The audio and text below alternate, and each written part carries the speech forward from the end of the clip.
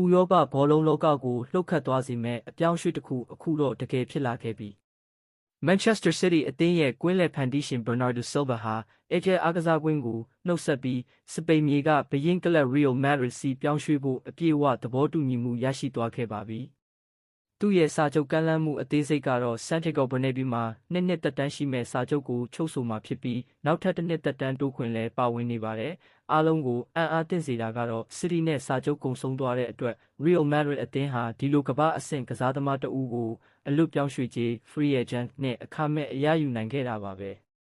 ဒီဇလန်ရဲ့နောက်ွယ်ကအထူးဇာတ်ကောင်ကတော့ Real Madrid နီးပြအဖြစ်ဒုတိယအကြိမ်ပြန်လည်ရောက်ရှိလာတဲ့ The Special One Jose Mourinho ပဲဖြစ်ပါတယ်။ Mourinho ဟာသူ့ရဲ့ပေါ်တူဂီသားချင်းဖြစ်တဲ့ Silva ကိုအသင်းရဲ့ကွင်းလယ်အင်ဂျင်အသစ်အဖြစ်အလိုရှိခဲ့ပြီးဒီပြောင်းရွှေ့ဖြစ်မြောက်အောင်နောက်ွယ်ကနေအပြင်းထန်တွန်းအားပေးခဲ့တာဖြစ်ပါတယ်။ Barcelona နဲ့ Atletico Madrid တို့ကလည်းဒီကစားသမားကိုခေါ်ယူဖို့မျက်စိကျခဲ့ကြပေမဲ့နောက်ဆုံးမှာတော့ Real Madrid ရဲ့လျင်မြန်တဲ့လှုပ်ဆောင်မှုတွေကပဲအောင်ပွဲခံသွားခဲ့ပါတယ်။နာမည်ကြီးသတင်းထောက် Fabrizio Romano ကလည်းသူ့ရဲ့ထုံးစံအတိုင်း Here we go ဆိုပြီးဒီပြောင်းရွှေ့ကိုတရားဝင်အတည်ပြုပေးလိုက်ပါပြီ